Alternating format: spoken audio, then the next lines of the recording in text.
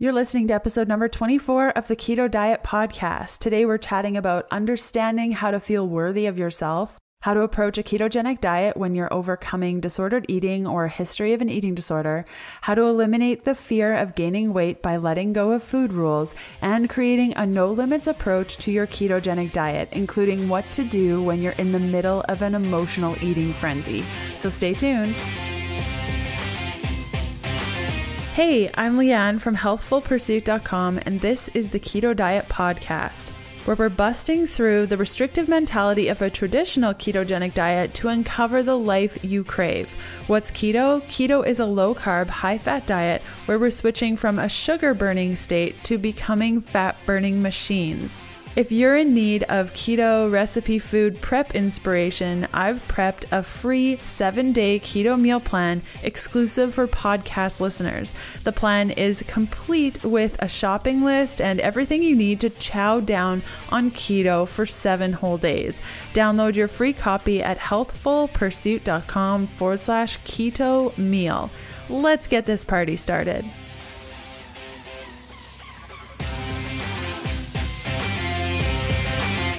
Hey guys, I hope you're having a wonderful Sunday. It is episode 24 on March 12th, and my sister Christina and I are at Expo West right now. And if you're not familiar with Expo West, it's basically like this huge event of all these food companies, and they all get together in a massive venue and share their products, share up and coming products that aren't even on the market yet. So I love going every year because it really helps me keep a pulse on what's coming up in 2017. And even years following. Last year when we went there, a lot of companies were saying how they were working on developing low carb things, keto things, and that they would be announcing it Expo West 2017. So I'm really thrilled to be doing that this weekend. And then my sister and I will be recording episode 25 right there on the floor, talking about the favorite products that we saw, different things that excited us, and to just keep you guys informed of, the different resources and such that will be coming out on the market in 2017 to support our keto life. So the show notes for today's episode and full transcript can be found at healthfulpursuit.com/podcast/E24. The transcript is added to the post about 3 to 5 days following the initial air date of this episode. So let's hear from one of our awesome partners. The show is partnered up with Paleo Valley, the makers of the only 100% grass-fed and finished fermented beef stick. Each stick contains 1 billion probiotic CFUs. We all know how important fermented foods are to the health of our gut and the strength of our immune system, especially during cold and flu season, as well as boosting our energy throughout the winter months. Chowing down on Paleo Valley's fermented beef sticks provides your body with all of the beneficial bacteria it loves in one convenient little beef stick. Their gut-friendly sticks are gluten-free, soy-free, dairy-free, GMO-free, freaky chemical additive, dye, and preservative-free, as well as being 100% free from carbs and sugar, and made with the highest quality ingredients. Exclusive to listeners of the show, receive instant savings of 20% off Paleo Valley fermented beef stick snacks by going to paleovalley.com/keto. And if your jaw is just tired thinking about beef jerky, it's worth noting that these tasty treats are not tough at all, but moist with a little snap. The summer sausage flavor even tastes like those hickory summer sausages, but without the gunk. Seriously delicious. Again, that's paleovalley.com/keto for an instant 20% off savings. So we have 2 announcements for this week. The first one is that if you haven't already left a review for my show, it would be amazing if you could do so. All you have to do is head on over to healthfulpursuit.com/review and either rate, just click to rate and give me a couple stars, or you can leave a little comment as well. And the second thing is that I'm creating a bunch of new content for the podcast, and I really need your help. I want you to tell me what content to create create. I want you to tell me exactly what you're struggling with so that I can get to work and help. Please take 2 minutes to fill out a quick survey at healthfulpursuit.com/survey. That's SURVEY, and tell me what you're struggling with. And when you submit your survey, you're entered to win a $100 Amazon gift card. Again, that's healthfulpursuit.com/survey. The link will also be in the show notes, and the gift card winner will be announced on our April 9th show. So thanks so much in advance for submitting that. It just helps me help you and create content that you love and that you need. So today's guest is Asia, and she's a lifeguard and swim instructor, a wife and nutrition enthusiast. From the age of 12, she suffered from bulimia, binge eating disorder, and orthorexia. She pushed herself very hard, working out multiple times a day, and obsessed about her weight, measurements, and the food she ate. A year ago, she began her healing journey, and 8 months ago, she found keto and the fat-fueled method. She has been eating disorder free for 4 months and feels amazing. Asia bared her soul on this podcast, and there were so many things that she said and she shared that I knew was difficult. You know, she really opened up to us, and I really appreciate her coming on the show and sharing her brilliance and her light and her amazingness. So I hope you enjoy this episode as much as I did. Hey, Asia, how's it going? Good. How are you, Leanne? I'm so good. I'm so happy to have you on the podcast. I love these keto experience episodes. Yeah, I'm happy to be here. Thank you for inviting me. Totally. And for listeners who may not be familiar with you, why don't you tell us a little bit about yourself? So my name is Asia. I am a wife, a stepmom. I have a pretty active job. I work as a lifeguard and a swim instructor. I'm also a nutrition enthusiast. I have not studied nutrition, but I always am reading up on any information I can get. And as many of you may know by the topic of this, I am in recovery from disordered eating and eating disorders that I have been dealing with for pretty much my whole life and didn't realize it for a very long time. And so this keto way of eating that I found, I really want to talk about it and share my experience of how that can help out. Cool. And how did you find keto? At what point in your life were you resonated with it? So about a year and 8 months ago, I realized I wasn't feeling good. I wasn't feeling my age. I was sick all the time. I was dealing with really rough things emotionally, and I was just tired of it. I wanted to be healthy. I wanted to be there for my husband, and what happened, so I started out and I was just like, okay, I'm going to read up on this. What can I do? So I cut out all processed food. Okay, so that was my first thing is okay, I need to be healthy, so I'm going to restrict, cut out everything that I don't think is healthy. Shortly after that, about January of this last year, some close friends of mine were doing Whole30, and they invited me to try that out with them. And shortly into that, one of my close friends, Teresa, she shared with me, actually, interestingly enough, it was one of your YouTube videos, the one about why tracking food is not necessarily the healthiest thing to do in your weight loss and health journey. Cool. That's so cool. And so when you started getting going with keto because you had a history of an eating disorder, how did you do that? What did that look like for you? So at first, old habits die hard. At first, it looked like me on my phone almost 24 hours a day, tracking every little piece of food that I put in my mouth. And it wasn't that I wasn't necessarily eating enough. It was more that was taking up my life. I was on my phone tracking my food. I was punching all my recipes into a recipe counter, making sure it was the amount of protein and fat and carbs I wanted, changing ingredients to recipes because it had 1 gram too much carbohydrates. It really kind of looked like that. And it wasn't necessarily until I really started watching all of the videos on keto and watching and listening to everything I could find and reading whatever I could find. And it really is easy to get sucked up into that, even though I know that restricting food isn't necessarily the way to be healthy, the way to live your life. It is easy to fall into those habits when you're finding a new lifestyle. So it really helped me to just keep finding information. And I realized that I needed to kind of chill. Yeah, the chilling thing is a big, and it sounds like so easy, like just chill out, but it's so hard to see that you need to chill, especially in your case, because you were like watching videos and getting all this information of keto and getting really excited of the possibilities and probably pushing yourself into places and that you probably didn't really thrive in. And that can be a slippery slope. So did you still have the eating disorder when you first started with keto, or kind of what was that timeline like for you? So I wouldn't call what I was dealing with then necessarily like an all-out eating disorder. I had dealt with in my past. So when I was a teenager, I was on swim team and I was training like 20 to 25 hours a week plus going to school, and I was like packing in the classes. I wanted to graduate 2 years early. And at that point, it was like I was never happy with my body. I was always the big girl on swim team, and I was never happy that I was fast. I was never happy that I was strong. I was always just uncomfortable because I'm bigger.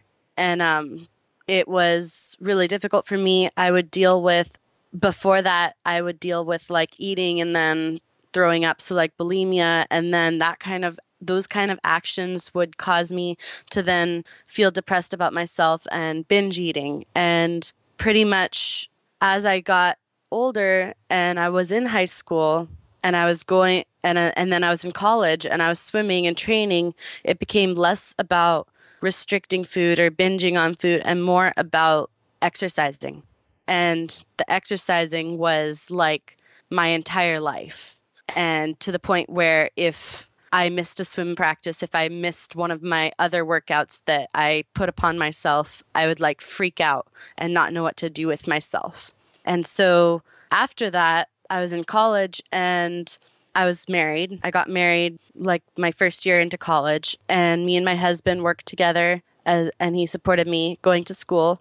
And I was always depressed. And that's kind of where I was when I found keto. I was depressed. I was sick. I had stopped swim team. I had pretty much stopped working out altogether.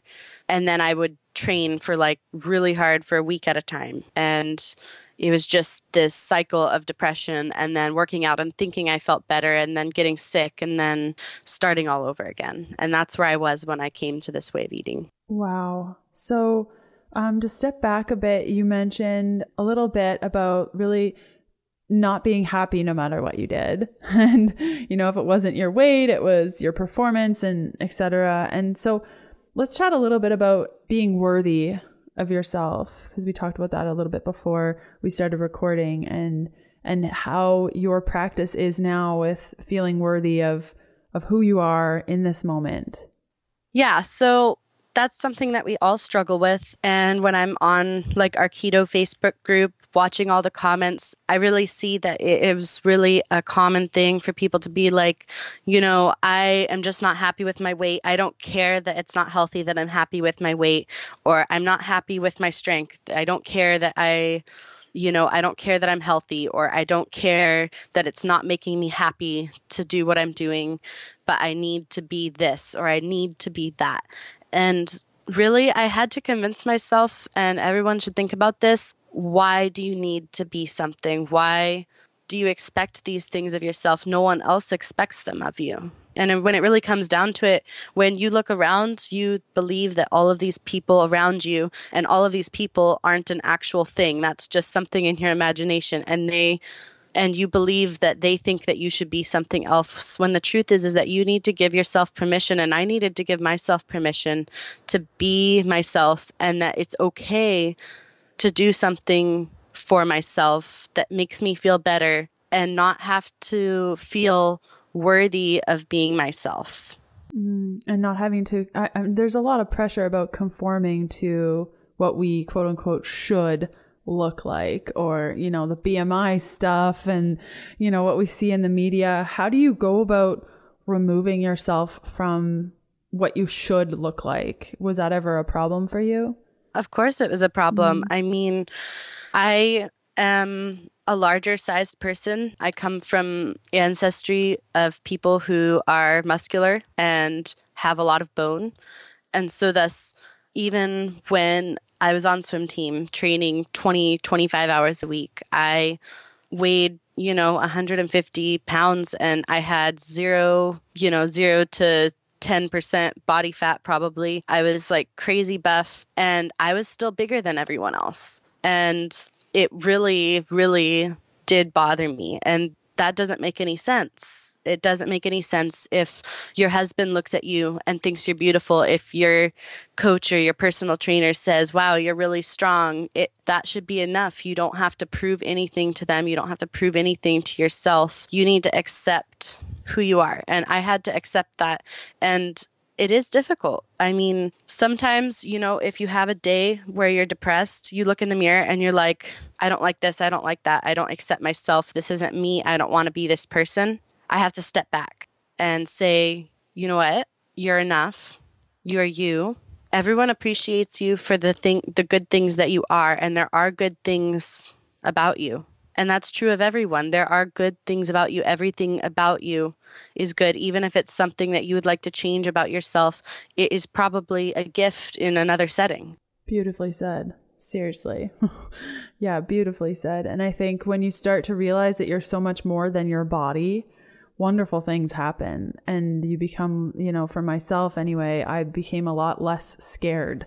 And putting myself out there in ways that I never would have, like my YouTube channel. Oh my gosh, are you kidding me? I couldn't get in front of a camera, but I was like, you know what? I don't care what people think. I have a message. I'm just going to go with it. And it's so much more freeing being able to come from a place of, I'm just sharing my information and yeah, my body's here, but it's not my story. And that's really powerful words. More on my interview with Asia after this message from one of our podcast partners. Instant Pot, my personal favorite pressure cooker, is a partner of the podcast. With Instant Pot, you can make meals in minutes. Truly, I was someone who was intimidated by pressure cookers, but I'm so happy I gave Instant Pot a try. It makes rich bone broths, hearty stews, and epic dishes just like your slow cooker does, but a lot quicker. I have the Instant Pot IP Duo 60, which pressure cooks, slow cooks, cooks rice, sautés, makes yogurt, steams, and warms up food all in one. As an exclusive for Keto Diet Podcast listeners only, Instant Pot is offering everyone $50 off any Instant Pot of their choice. Simply go to instantpot.com, find the unit that best suits you, and use the coupon code KETO, that's all in caps, no spaces, for your $50 discount. Now, because you're eating keto and because you have this history, how is keto eating different for you, or is it? Like, how do you go about the keto diet while being mindful of your past restrictions and stuff? So the first thing is I had a tracking app. I deleted it. Yay! I didn't care. I had paid for like a year or 2 years or something crazy subscription to be able to track like protein and stuff like that, and you know what? It didn't make me happy, and it didn't make anyone around me happy because they were like, hey, what are you doing on your phone over there? I'm right here in front of you. And I was on my phone and I was tracking my food and I was being obsessive and I wasn't eating enough. That's the thing. When you are writing down everything you eat and you have, even if it's just food journaling and you're not tracking calories, not tracking macros, you look at this list of foods you ate and you're like, that's too much stuff. And that's not true. That's not necessarily true. If your body needs nutrients, you're going to crave it. So keto looks like, for me, I eat when I'm hungry and I eat what my body needs. Oftentimes that is low carb, high fat, because I don't do well with carbohydrates. It makes me sick.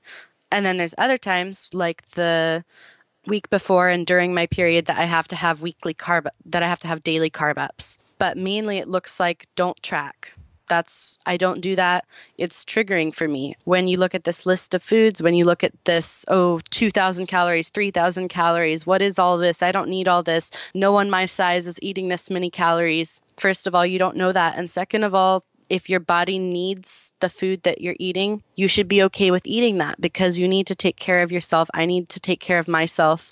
It's important to be there for the people you love and to be there for yourself. Yes, because when you're glued to your phone and tracking everything, you're completely unattached, like you're detached from everyone and from your life experience. So how does it feel for you now eating enough? What does that feel like for you? It really changed the way that I think. Food is just food now.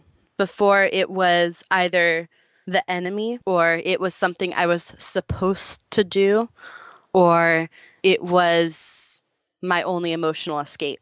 And those three things are some of the most common ways people think about food. And it's the ways that I thought about food my whole life. It was never just food. It was never just fuel. Now that I have been eating low carb, high fat, and I've been eating when my body feels like it, what my body feels like, and I've been eating enough, it feels freeing. You feel like for once in my life, it's easy to be me, to eat healthy, to even though weight is not a good topic, to even out, to be whatever your body wants to be. If it needs to be 250 pounds, it'll be that. If it needs to be 125 pounds, it'll be that. And you know what? Maybe that number isn't anywhere close to what you thought it will be. And maybe you don't weigh yourself. Maybe it's what you see in the mirror. Maybe it's what other people see. Maybe it's the way your clothes fit. Maybe it's the balance of muscle to bone to shape. It is easy.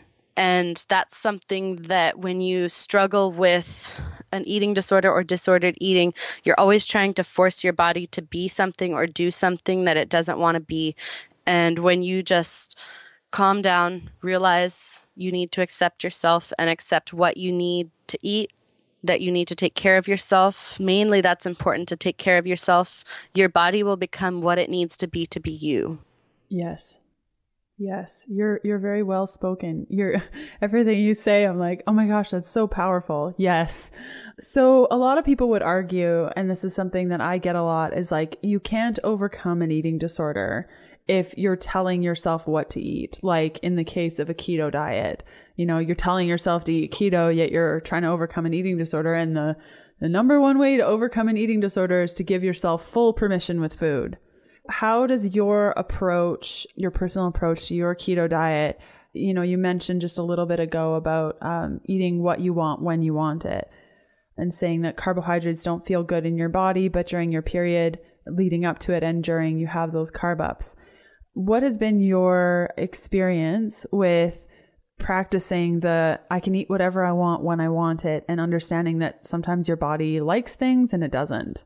Yeah, so there's a huge scientific difference between cravings and what your body needs. So when it comes to especially like sugar, a lot of times that's an emotional response. It's an emotional craving. It's your mind because it's mentally addicting. And I really do have to say that part of what really helped me at first, even though my mindset wasn't quite right yet, is not eating sugar. And the reason for that, even though it sounds restrictive, is because it's a drug. And if you're already having problems with obsessive tendencies, like disordered eating can be a sign of obsessive tendencies, like you're obsessed about food or you're obsessed about weight or you're obsessed about this, you can't also be obsessed with sugar or obsessed with carbs or obsessed with anything and be healthy. So the way that keto played into that for me is that I realized, okay, if I'm going to do this, the sugar has to go. It has to be gone or down. And the other thing is realizing that just because you need to eat low carb, high fat, and you've decided this, it doesn't mean that foods are off limits.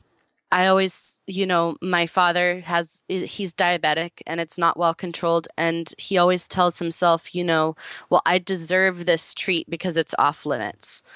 And the truth is that nothing should be off limits. The off limits is part of what gets people. It's your life and you need to live it. So if your child is having a birthday party or your parents are having an anniversary party or a wedding or something like that, and there's a food there that doesn't cause an allergic reaction or something, but it is not keto, it's okay to give yourself permission to have that food because it's not off limits if you feel like it.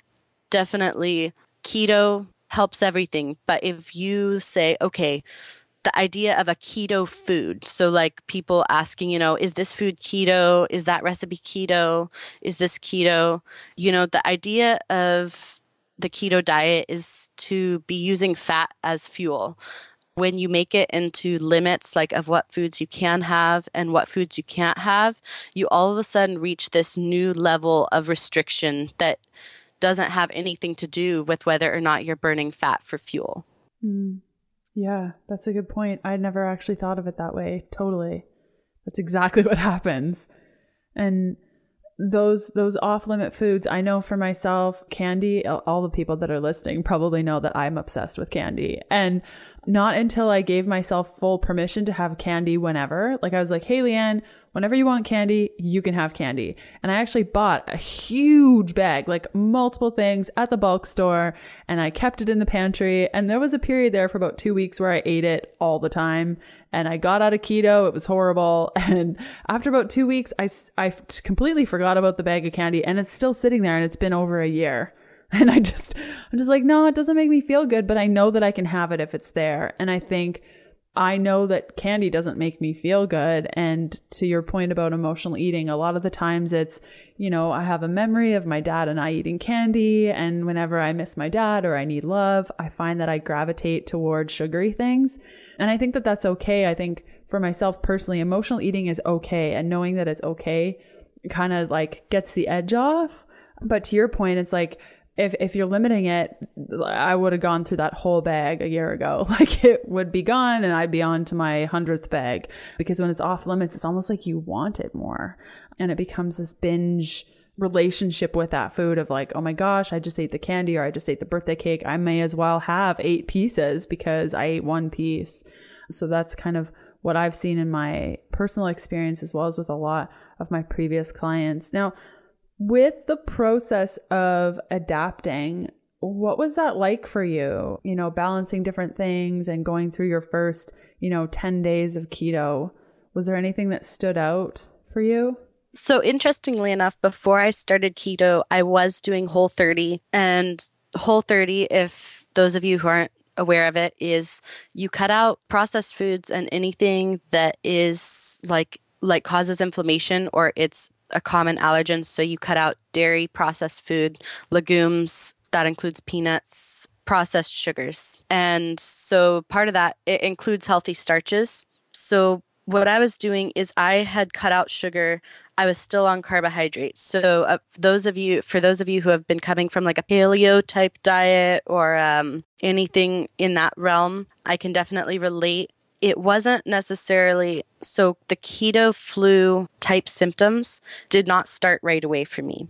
It was more when I started transitioning. And that's the other important thing, is that by that time, I had realized that my thinking was a little off about food. And so I didn't try and force myself into ketosis. No testing strips, nothing like that. Because again, that would be triggering. I also didn't weigh myself for at least a couple of months. I put my scale up where it's hard to get to and just realized, okay, slow down. No sweet potatoes tonight. We're good. We can have an extra veggie. That kind of transitioning, definitely, if what you're used to eating is very different from keto, if you are experiencing a bad relationship with food, or you're recovering from an eating disorder, or you have an eating disorder, or just anything of that nature, you're restrictive and you're restrictive, starting out by easing into it, that makes it a lot easier not to become obsessive, not to become restrictive.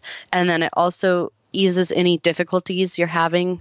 For instance, like if you start out the first couple weeks of keto after eating like a high carb paleo diet or a high carb junk food diet, American standard diet, and you start doing keto, whole foods keto, you're going to be so sick. Mm-hmm. And that's going to make you feel like, okay, I'm doing everything wrong. Why should I do this? I'm just going to give up. I'm not worthy of any of this because I just make myself sick whenever I try anything new. And that's not the kind of thoughts that you want when you're trying to eat healthier and eat for your body. Do you have any other recommendations? Like we talked a little bit about, like you said, easing into it, that you set no limits on yourself. Do you have any other pieces of advice for maybe someone like you that's in the place that you were, a year ago, wanting to adapt a ketogenic diet? Say something to yourself a year ago. If I could say something to myself a year ago, it would be there's going to be challenges. There's going to be things that go wrong. It's all trial and error when you're trying to figure out what works for your body. There may be some things that you try that don't work. There may be reasons that you're doing things that you think are for your body, but really it's because you're supporting those ingrained habits of restriction. Definitely one of the most important things that I would tell anyone, pretty much anyone starting a new way of eating, whether it's keto or really anything else, fasting, it has its place if you think about it in terms of how the human race has evolved since the beginning of history, but it doesn't have a place in taking care of ourselves necessarily if it is forced. Fasting is something that you'll read a lot about when trying to start eating ketogenically. And you're like, oh, well, I'm not hungry. And this says that fasting is good for keto. So I'm just not going to eat for another 6 hours, even though I'm a little hungry, but I'm not totally hungry. If you're a little hungry, but not totally hungry, and so you think you can push it another 6 hours, and then you've made up your mind to push it that other 6 hours, even if you get hungry in between now and then, that's forcing yourself to fast. That's restriction, and it can cause binges. It can cause you to have carbohydrate cravings, and it just really isn't really good for your mind, especially if you are still in the fat adaptation phase. And there's a difference, too, between your body making ketones and your body knowing that fat is its preferred fuel. So you can be in what you consider ketosis, producing ketones and using those for fuel while you're not eating foods containing sugar, foods containing glucose, but you're not necessarily fat adapted yet to where if you eat too much protein or you eat too much sugar, your body burns it up and then goes straight back to eating fat. If you're in that in-between stage, what it might do, and it's happened to me before, is it burns up all of the sugar and all of the protein that you just ate. And then it's like, hey, I realized that before we were starving and we were eating ketones, but then you gave me real fuel, and where is it? Where's the sugar at? Yeah. So definitely don't fast, maybe even ever. If you are well adjusted into the fat-fueled lifestyle and you don't feel like eating breakfast and you're going to have time to eat lunch later, then go ahead and wait until you're actually hungry, because that's one of the most important things, is listening to your body. But definitely don't do it just because you can. Amen, sister. Totally. Like, it's crazy how often, like I was reading through my old ketogenic journal when I first got started, and so many of the things started off with, I'm starving right now, but I can't eat for another 6 hours. Like, just so hungry. Yeah. So that, like, the amount of pushing that I did then, and you mentioned earlier about, health isn't just about generating those ketones. And yeah, sure, fasting will boost up your ketones, but at the cost of what? And you mentioned your mind playing a huge role in that, and being affected by it. So yeah, although you're fasting and you're hungry when you're fasting and you're really pushing yourself, your psychological balance can go way off kilter. I know that when I was super hungry before my fast, I found it hard to work properly because I was thinking about food so much. And that affected my work, and that affected my friends, and it just kept going on. So I really like your point. Yeah. Yeah. And I mean, don't mistake that with, like, if you're adjusting to eating a ketogenic diet, there will be times, so in the beginning when you're first becoming fat fueled, where you don't realize you're hungry. And that's much different than knowing you're hungry subconsciously, but because it doesn't feel terrible, you just keep going, because being hungry feels much different when you're using ketones, and it doesn't necessarily feel terrible, but it is more of that brain fog. Like you start, even though your stomach isn't grumbling, you can't stop thinking about food. You find yourself getting easily distracted. And those are the kind of signals that are like, hey, wait a minute, I've just been thinking about food for the last half hour instead of doing what I was supposed to be doing. I should eat something now. Yes, totally. More in my interview with Asia after this message from one of our podcast partners. My friends at Manitoba Harvest are now partners of the podcast. Manitoba Harvest, the hemp-based food company, has just added a new product to their already amazing line of scrumptious, naturally low-carb hemp products, toasted hemp seeds. They are whole hemp seeds, lightly toasted and seasoned with either sriracha seasoning or sea salt. They're crunchy super snacks, perfect right from the bag. Each third cup serving is 2 grams of net carbs and 18 grams of fat. I enjoy bringing a baggie along with me to the movies or sprinkling a handful on salads. With 13 grams of omegas in each serving, you really can't go wrong. Get 15% off your Canadian or US-based Manitoba Harvest order by going to healthfulpursuit.com/hemp and using the coupon code HPToasted. That's HPTOASTED for 15% off, valid until March 31st, 2017. I know you're gonna love them. And so what we're saying here, and I agree with a lot of the things you're saying, is that it's really important to listen to your body and to not set limits on yourself, and to understand what feels good in your body, what doesn't, and really develop a ketogenic diet that feels good for you. Now, in all of that, if somebody's been restricting for a super long time and pushing themselves, to that weight that maybe they think is where they want to be, but is really not where their body feels its best, how did you overcome, or did you need to overcome, the fear of weight gain when you decided, enough is enough, I'm throwing out the scale, I'm not going to track? Was there a fear of, oh my gosh, I'm going to balloon up? And what was that like for you?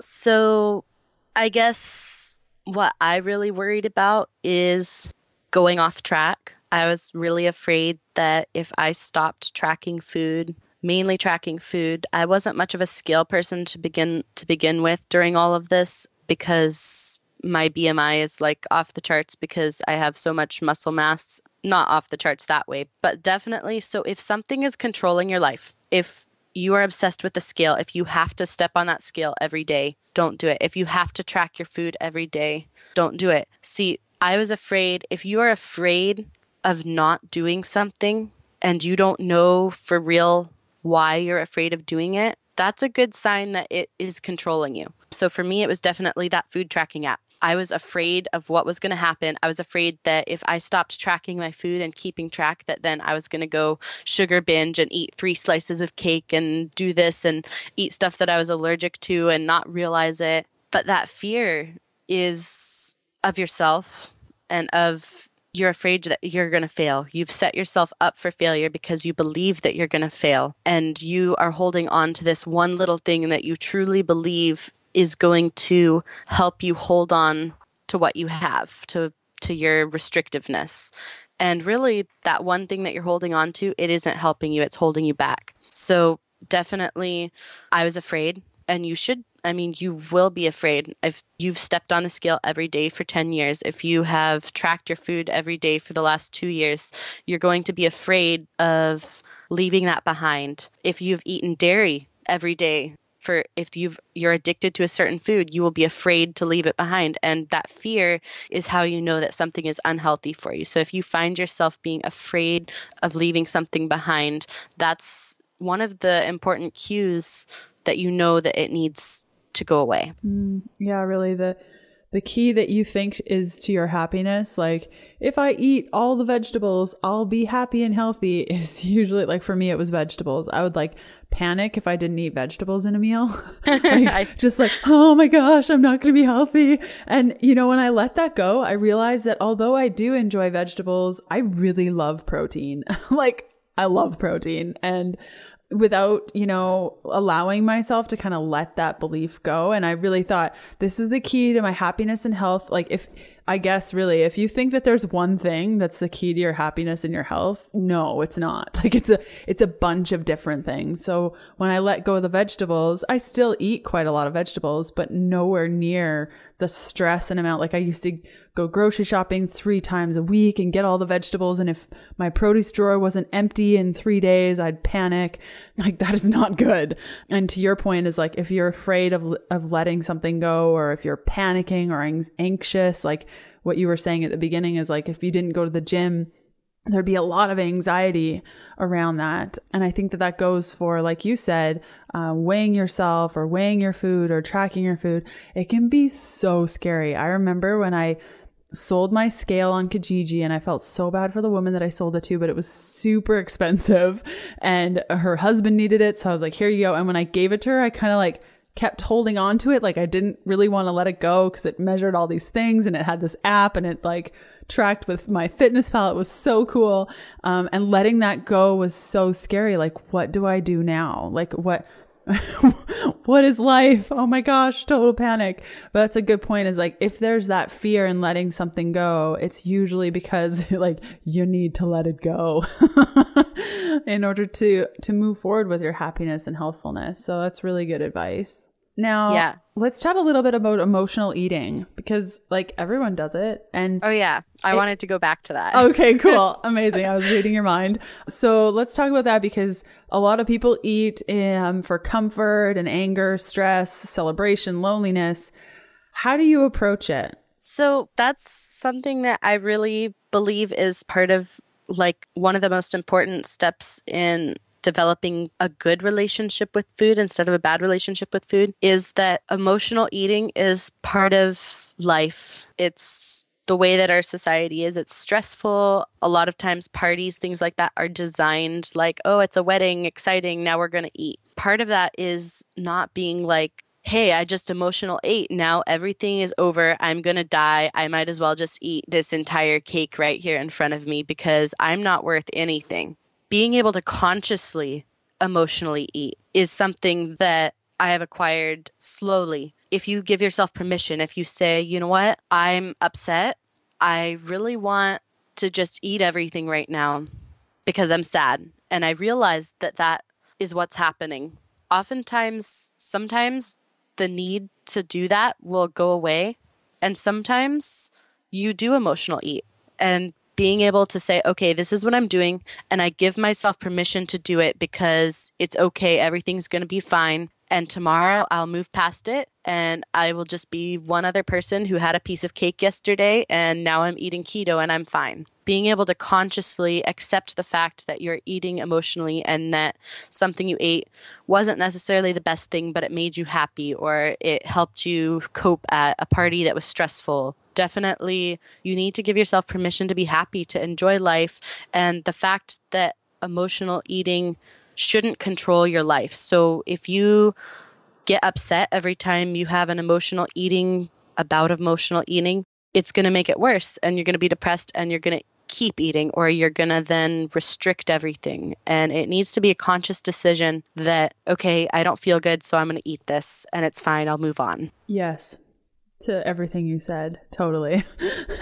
And like I totally emotionally eat. Not as much now that, like you said, as soon as I said like it's okay to eat emotionally, and when I feel like having XYZ because I'm angry or stressed out, and I say like, okay, I understand that this is because I'm just stressed out. It's sort of like, oh yeah, I'm just stressed. I don't actually need that. I'm just stressed out. And there are other things that I can do, like going in my infrared sauna, which helps my stress, that actually allows me to process it. But, then there's times that I'm like, oh, I'm stressed out. No, I really want that. I'm just going to eat that.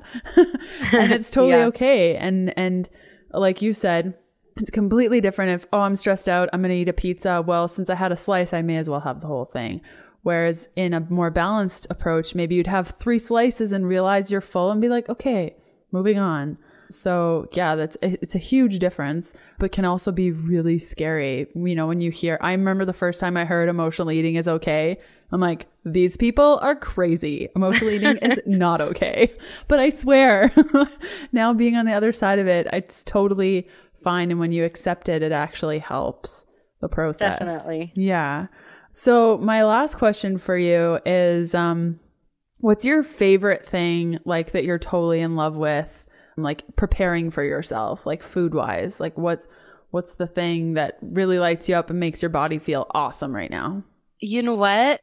I haven't really thought about that. I really am into right now finding a substitute for my favorite non-keto food, which is macaroni and cheese. I'm trying to figure out a recipe for cauliflower mac, and that makes me happy. And I'm really into like developing my own recipes and things like that. So that makes me really happy, is to like go in the kitchen and like try and put something together that tastes good and reminds me of macaroni and cheese, because that is the one food that like I am not sure I could live forever without. Definitely, what I really enjoy is being able to make a plate of food and put on it what I know I'm going to eat. So in the past, you know, if you're struggling with restrictive eating, you put on your plate what you think you should eat. And then you go back for seconds and maybe thirds. Instead, it really makes me happy now to put on my plate what I know I'm going to eat and then eat it. And sometimes I don't finish it, and that's fine. Yeah, that's the best thing. I used to have this story in my head, like if I didn't eat everything on my plate, it would somehow like go away, or like I wouldn't be able to enjoy it.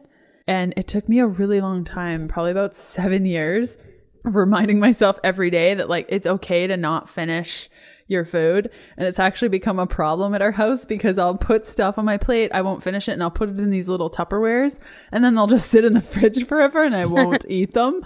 So at the end of the week, I make my husband like this mushakla of all the things I've eaten in the week.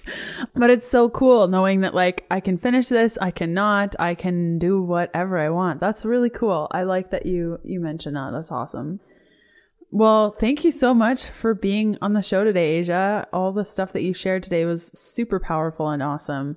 And I know that it's going to benefit a lot of the people listening. So I really appreciate you opening up your life and your heart. And I know that some of these conversations can be pretty challenging to talk about and really go through your feelings. So I really appreciate you opening up your heart to everyone today. Yeah, thank you, and have a wonderful day. Yeah, thanks so much. So the show notes for today's episode can be found at healthfulpursuit.com/podcast/E24, and we'll see you guys next week.